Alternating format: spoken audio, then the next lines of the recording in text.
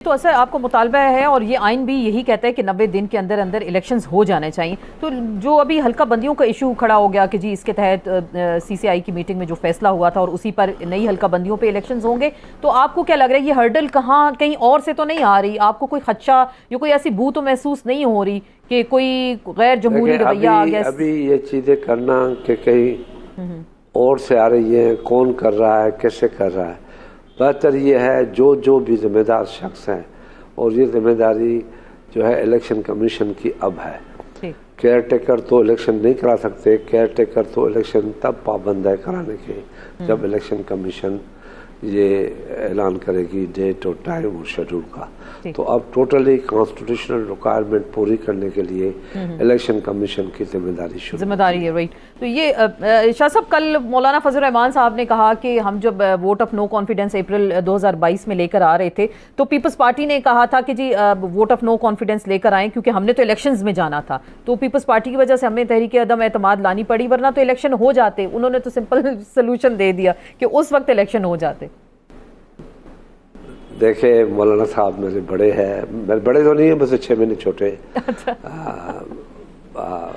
उनके लिए इज्जत भी है, पार्टी के सरबराह भी है और हमेशा सच भी बोलते हैं। सच ये है कि हम सब मुत्तफिक थे इलेक्शन के बजाय vote of no confidence. Election कैसे होते, कौन करवाता?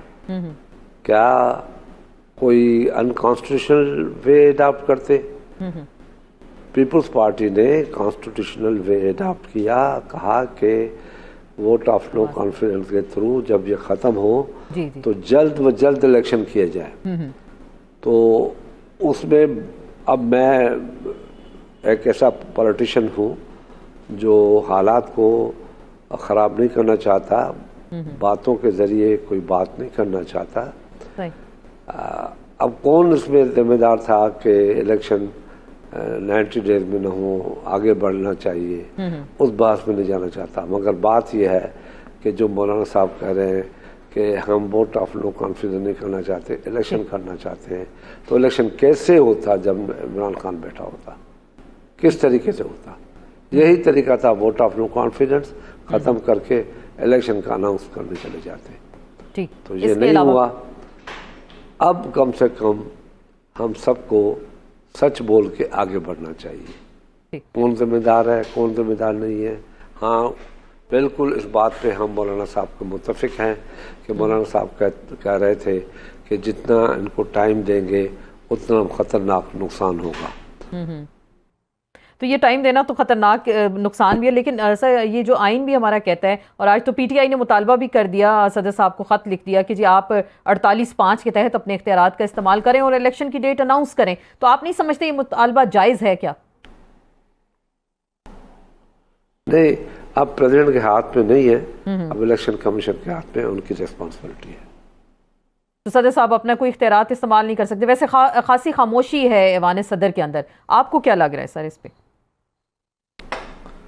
ऐवान सदर हमेशा खामोश रहा है। ऐवान सदर क्या कर सकता है? वो जुलूस निकालेगा, कोई प्रेस कॉन्फ्रेंस करेगा। तो आपको लग रहा है खामोशी चले, कहीं उनकी किसी और बात का इजहार ना हो? ये जो बात हो रही थी, अभी कह रहे थे कि आप पुरानी बातें नहीं करेंगे, लेकिन जो पीडीएम की हुकूमत थी, इसमें पीपल्स पार्टी थी, नून लीग थी, 13 जमातें थीं, जाहिर बात है JUIF भी इसका हिस्सा थी। तो आप शाह साहब ये नहीं समझते जो 16 महीने की कारकर्दगी थी, बदतरीन महंगाई का तूफान, अवाम परेशान है, बदहाल है, तो इसका जिम्मेदार अब आप सब हैं, सब जानते हैं? जी सर। आसमा, बात सुने आप, माशाल्लाह बहुत पुराने एंकर भी रही हैं और जर्नलिस्ट भी हैं, और काफ़ी अरसे के बाद आपसे बातचीत हो रही है। जी सर, शुक्रिया। मगर आप सब जानती हैं, बेहतर जानती हैं कि अगर आप देख लें 2008 को और 2013 को, 2018 को, 2022 को देख लें तो महंगाई बढ़ती गई है, कम नहीं हुई है।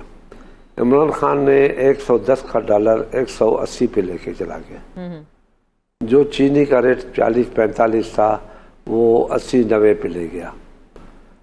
ऐसे ही महंगाई एक मरतबा बढ़ती है तो बढ़ती ही जाती है, अब बढ़ती जाएगी। अब उस महंगाई का एक वाहिद तरीका है कि किसी तरीके से भी पाकिस्तान के अंदर एक elected fair and free election हो और इलेक्शन हो और उसके तहत ही पार्लियामेंट फैसले करे, और फैसले तब बेहतर होंगे जब पार्लियामेंट होगी, और उसके बाद ये महंगाई को आप कंट्रोल ठीक रोकना सही रोक सकते हैं, और उसको बेहतरी की तरफ तब लाएंगे जब आप अच्छे इक़दाम उठाएंगे, मुत्तफ़िक़ा तौर पे इत्तेफाक करके ये अपना इक़दाम उठाएंगे। अगर ये महंगाई आज जो कह रहे हैं आप, वो महंगाई इस हद तक थी तो अपोजिशन ने मुतालबा किया था जी जी कि इमरान खान आके बैठो, महंगाई बढ़ रही है, अवाम को तकालीफ होंगी, तुम बैठ जाओ, हम आपके साथ बैठने के लिए तैयार हैं। हम चाहते हैं कि मैशत के ऊपर चार्टर ऑफ इकोनॉमी के नाम से हम इत्तेहाद बन बैठ जाएं और मुल्क को मुश्किलात से निकालें। ये चीज़ें तब हमने कही थी जो आज कहता है महंगाई हमें नज़र आ रही थी कि पाकिस्तान की सिचुएशन, इकोनॉमिक सिचुएशन कि और बदतर होती जाएगी, चाहे पीडीएम हो चाहे कोई भी हो।